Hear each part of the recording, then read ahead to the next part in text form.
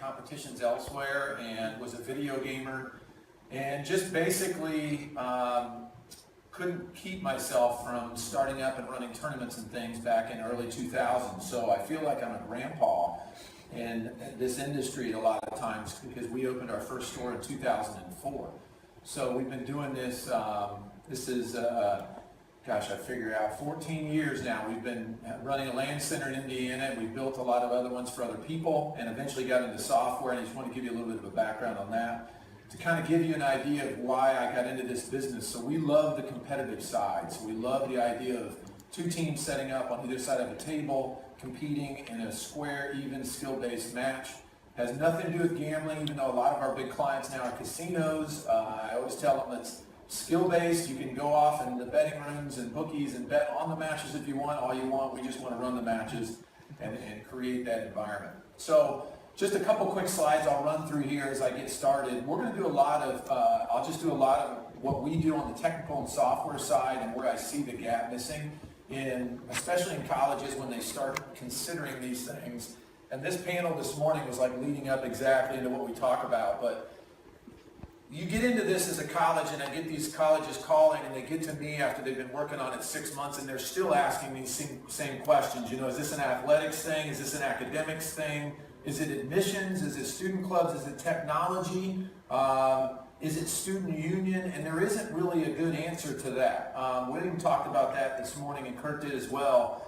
You know, in a panel last week I was on, I said I just really wish more people would do it like University of Akron is doing now. They just started an esports department. So they just came in and said, listen, it matches all these things, but we're not going to take this square peg and put it into a round hole. And we're just going to start up an esports department with esports people that have a background that can help us figure out where that fits on campus. They'll come out a lot of times right away and they'll ask me these questions, or they've started to ask these questions just like you saw today. This is crazy, but you know, like, do we offer scholarships? Is it an athletic team or a club? Should the faculty or department run esports in the school? What kind of space or footprint is needed? And then they say, do we need to work with the NCAA? A lot of times they ask me that. I'm like, I don't know, I'm just a software guy. I run esports events. You have to call them up. But the big question is always who pays for it a lot of times for us. So not necessarily our services and our software, but you know, building an arena, if we took this room and we changed it into an esports room for an esports program for Emerson, somebody would have to pay for that. So who pays for that? And then it goes back to that first slide and everybody's fighting over which department it goes into and where the budget comes from. Now these are ones that I feel like are skipped a lot, and this is not just colleges, this is also these arenas that are starting up, and a lot of them are public arenas that you read a lot about all over the world that are starting up, but they get to these questions last, and it really blows my mind a lot of times. Like, who are we trying to reach with these sports? Like, if you're starting up esports in your college, who are you trying to reach? Are you just trying to reach the 5 guys that want to start the varsity club League of Legends team? Are you going to start up, you know, something for all of the clubs to come and have their Smash Brothers tournaments every Tuesday night? Or are you trying to reach the whole population? I don't know if the number is true or not that William shared earlier, but if 33% of college students have played some sort of esports, that's a lot of people. These schools that have 30,000 students, that's 10,000 students play esports games. So if you just do a room with 5 computers for your varsity club, you're not serving those other 10,000 students that want to play. Then they, for some reason, again, they feel like they're going to build this thing and put all these PCs in and put games on them, and then people are just going to show up. It's like Field of Dreams, you know? Like, so then they'll just figure it all out, right? Because kids are smart and they all play games, so we'll just build them this thing and then they'll come and show up and use it.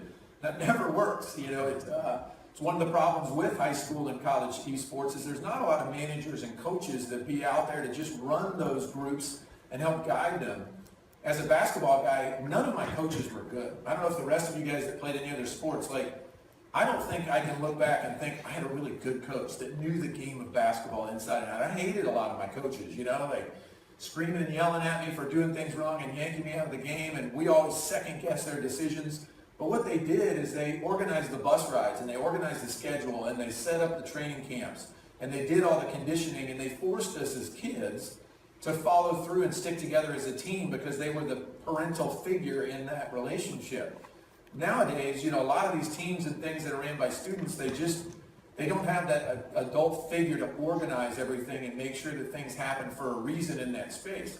So, hopefully nobody from Western Kentucky is here today, but Western Kentucky contacted us 3 years ago, and it was a student that was getting the program together, and they got some administrative help, and they put stuff in a room, and they got 5 PCs, and after a year of it, it just really struggled to keep the program going because it didn't have any support from anybody that was in charge of the space necessarily. It was just kind of a student-ran thing, which is not a bad thing. It's just hard to have a physical space running with just a club running it. And then the last thing is, how do we actually make this work? I may talk about this in a little bit later, and I'll try not to use names because I don't want to offend any of the companies that we work with, but there's a very predominant arena that just opened up in the last month, and it's tens of millions of dollars probably put into that space, and it's all over the news. And they brought us in 2 weeks ago and flew us out to their location to meet with them. And I was blown away as I walked in and I watched hundreds of people in 15,000 square feet putting up video boards and building production studios. And they hired their IT guys to figure out how to make all the games work 1 month before the grand opening. And the parts for the PCs were shipping in 2 days before the grand opening. And 2 guys in that IT department had to build all those PCs, put them all in production, and get ready for their grand opening. I don't even know how they waited as a gaming facility as that being one of the last minute things that they did.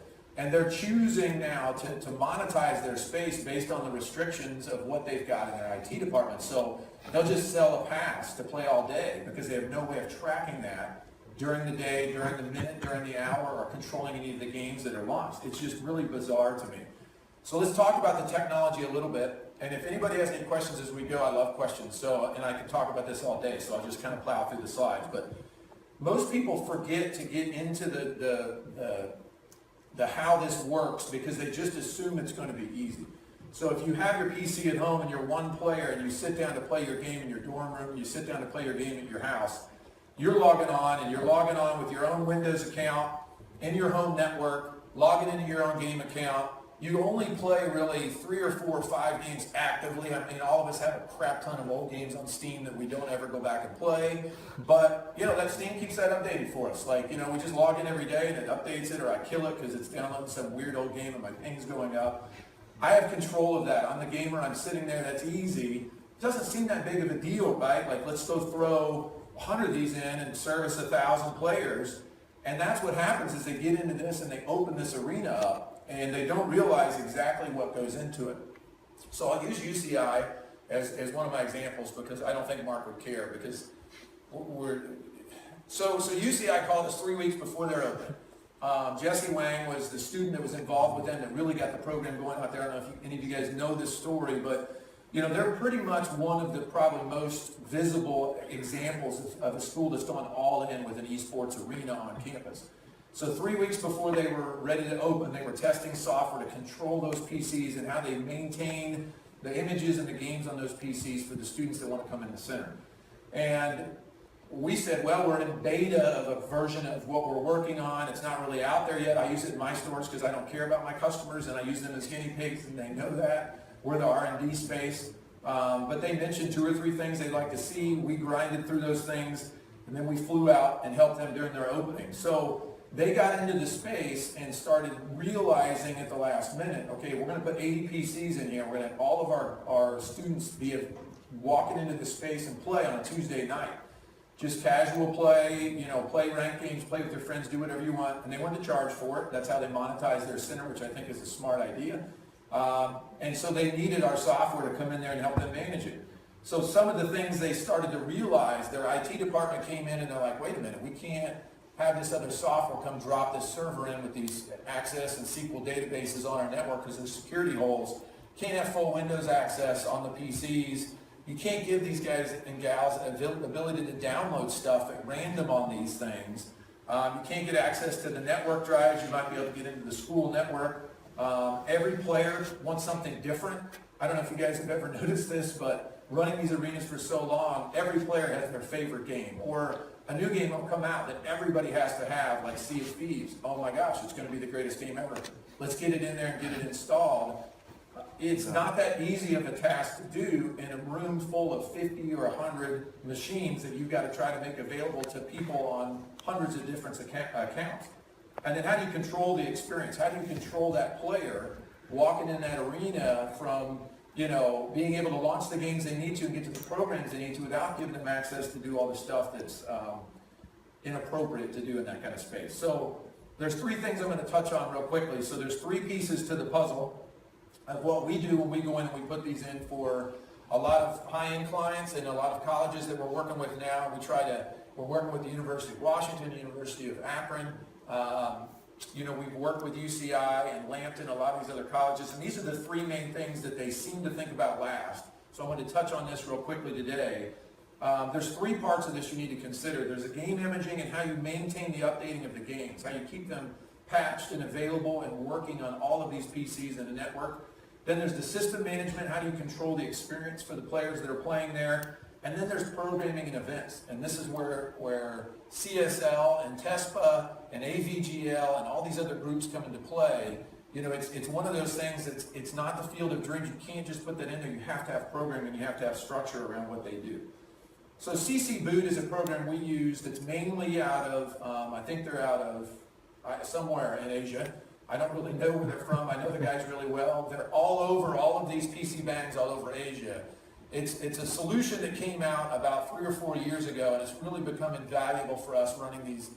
What it basically does, it's based off of, I try not to be super technical, but basically the PC boots up, there's no hard drive in that PC. You still have to have a gaming unit with a graphics card and RAM and a processor that runs the game locally once it's loaded in that local memory, but it boots up off the network, off of a server that has an image that is exactly the same for all the PCs that are booting up. Now, this is not like an imaging server that so many campus IT folks say, oh, you know what, we do that already. I run a hospital, I run a group of schools.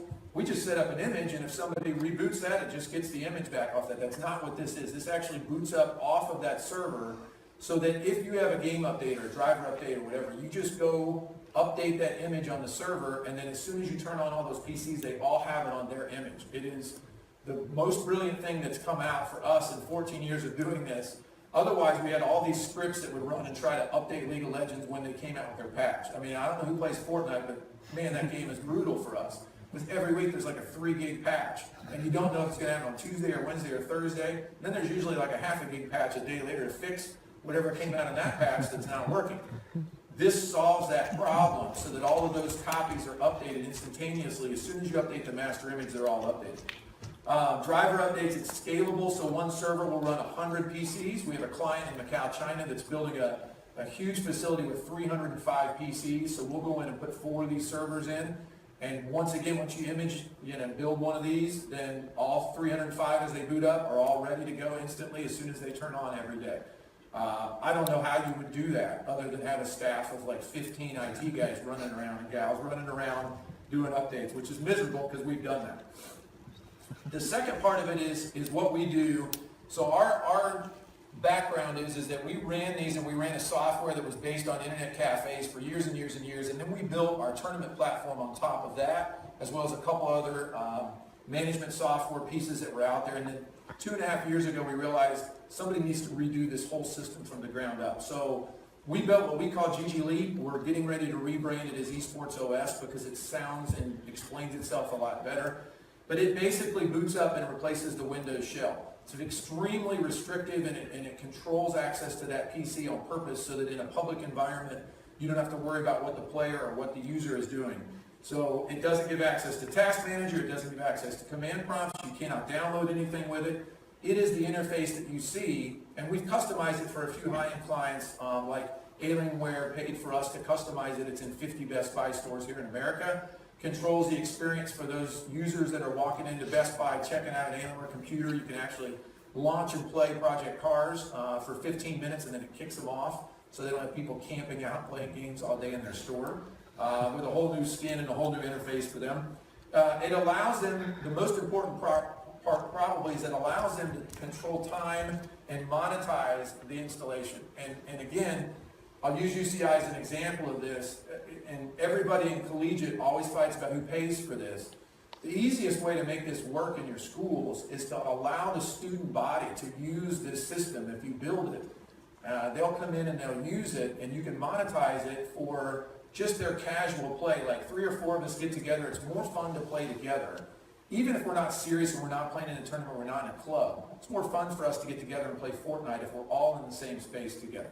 And once you get that kind of community going, especially in college campuses, which happens already, it's the whole reason why student unions and rec centers and things were built is, hey, how do we enhance our student lives outside of the dorm room when they can gather together and form that fellowship and that community together. So UCI charges $4 an hour. I'll share some stats with you from them. So their club was about 700, and we talked about it, Willie, we talked about, I don't know if that was active members in their club or that was who was signed up for their esports club before their arena opened. So that's a big club. So I don't know how many of you in your schools have clubs that big, but you have a couple hundred members of your club. It's a pretty good sized club for your school. So they had 700 members of their club, and they opened their arena, and their first year their arena was open. It was about 3,300 unique students went in there and paid to play at least one time in their arena. Okay, so if you think about esports, and again talking about if 33% of the student body actually plays, in a school that has tens of thousands of students, it's a huge percentage. It's a lot of people that want to go out and play. They may just not want that high level set of, hey, I'm going to join a Hearthstone bracket and try to win some money in this Hearthstone event. I just want to go show up and get my fireside back for playing on a local network with 3 other people. This will allow them, so they're able to pay for their arena. The ongoing expenses of their arena is all paid for by the students that pay to play in their arena.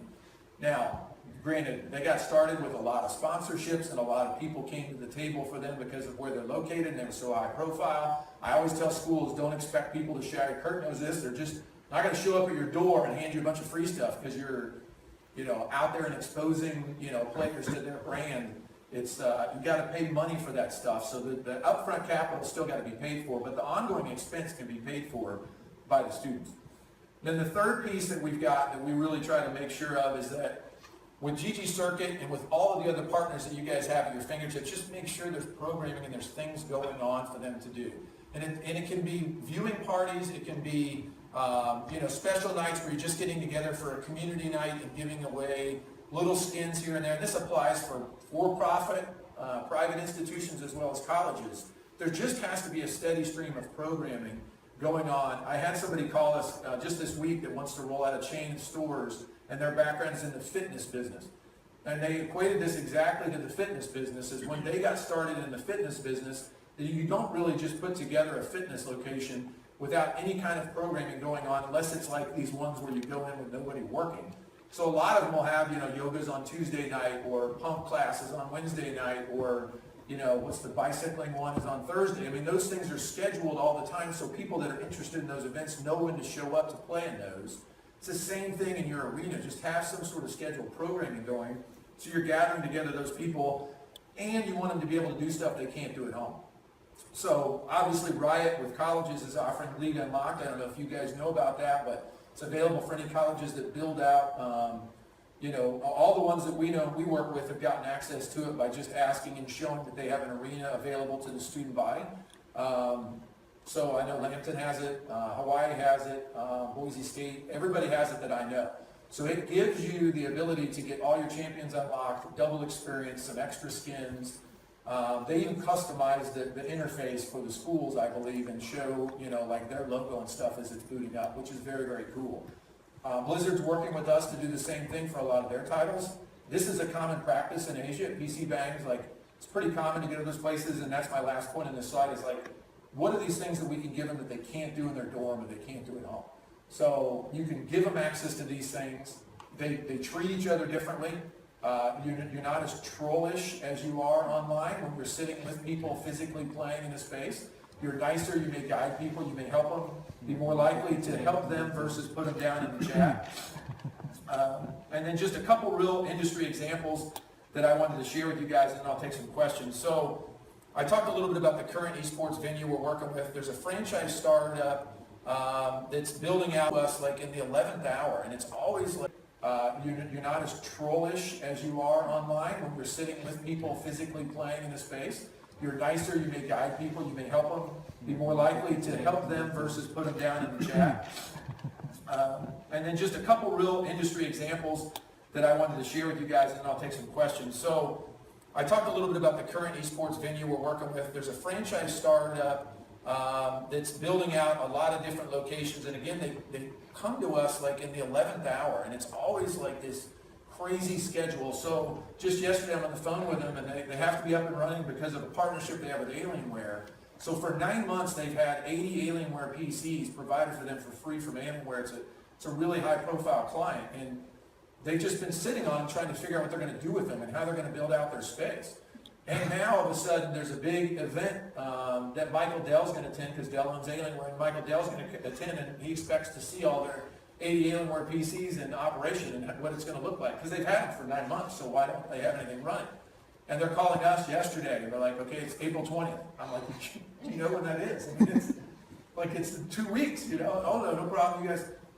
You know, we'll be all right from our side flying out and setting it up. We've done big conventions, D, you know that. We've done 300 stations set up in 2 days for big shows like Gen Con and PopCon. And so we'll go out and do it, but will they have tables there? I don't know. Will they have chairs there? I don't know. You know, will there be TVs on the wall? Will it look good?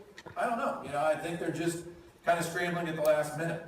Existing family entertainment center chain. You know, this is one thing too to think about as you're kind of getting this going, especially if you want to monetize it. So this entertainment center chain, you know a lot of these places, it's not Dave & Buster's, but it's like Dave & Buster's. So it's ticket redemptions and pizza sales and everything else. You know, I'm amazed because they have 3 esports installations right now, and they came to us to try to integrate this, but they'll check in people on 3 different stations. So you come up and you pay down here on the point of sale, and then they have a separate station for their rewards program, which is not connected to that. And then they check into their esports software down here to get them on the PCs and to get them logged in and play. We're not doing any of that yet. We're going to try to integrate that for them. But I'm amazed that these are people that have built these things out, and then they come back and like, you know what, we should probably think about connecting these systems together. And really, because my point was the guy that's sitting down here that logs in and plays League of Legends, you know, do they get any rewards? And how do you track what they've done and give them rewards, or can they do anything with the point of sale? It's just all not connected. UC Irvine, I talked about. University of Akron, is anybody here from there today? I don't want to take their thunder, but hopefully this is, I don't know if they'll be mad if I share this or not. So they're building out in the fall. They plan on opening in September. And they're probably the best example of what I've seen of a school going all in with esports.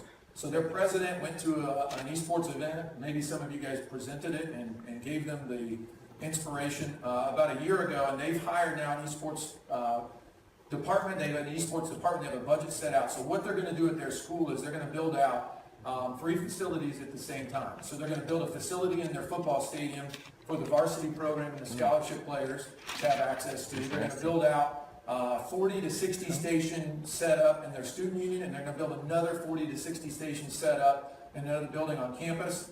And then the city's going to get involved about 6 months after that and build a facility downtown in the city. And all of those will be linked together through our software so the students can go and use their same login and account at any of those locations. Now, what they're doing with their program, which you know, again, they've budgeted for this and they know how to pay for it, but it'll be free to use on campus for the students. Students will be able to reserve time. They'll have a limited amount of time that they can reserve each week. And it's all GPA based, which is the craziest thing I've ever seen. But you basically can play for free as long as you maintain a minimum GPA at school. And if you get below that GPA, then you have to pay $1 or $2 an hour to use the facility. So I really like it because it's an example of the school going all in with the varsity program and serving the student body and working with the community to give them access to a space in town. I don't know if the places on campus are going to be open to the public. So I don't know if any of you guys know this, but UCI, anybody can walk in and play in their facility. So you don't have to be a student there. It's in like their student services area. I mean, there's like a bar right across from them. It's the coolest thing ever. Like, I'm so jealous they didn't go to school there. But you know, theirs, I don't know if they're going to be open for the students to use or not. This is just a quick slide I put together. So as we build out, our biggest thing is that we want everybody networked and everybody working together. So we want to have a universal log on. We actually just signed an agreement 2 months ago with Twitch. So we'll be powering new game labs in all the Twitch offices in the next few months. And as part of that process, we're building in SSO single sign-on with your Twitch account for them and their offices. That'll probably progress into a unified Twitch login, perhaps in our whole network. And again, our idea is that players should be able to show up at any of these facilities, whether it's at a college or a private institution, and engage in events that are going on, whether or not it's an integrated blade with a CSL or an AVGL or Alienware or whoever wants to engage that customer and put that event together. We just want there to be events available all the time, and we want it to be available with the geographic restrictions of being local players. So we want everybody to have a facility that they can go to within 30 minutes of their college, 30 minutes of their house. We feel like that's where it's going to be in 5 to 10 years, and we think it's very, very important that everybody's on a unified system so that they can kind of participate in all those different events. And that's why we started calling our software a little bit more Esports OS software. So, oh, you put that slide back in there. I didn't put it in there. So this is just a little, yeah, go ahead. Yeah, okay. So this is a little infographic we have. If you want to, you can just email me, and I can send you this slide presentation if you want to just jot down my email. I can do a question, or you don't have time for questions? Time for everybody to go? Let's do questions during the network. Okay, yeah, that's fine. All right, I appreciate it.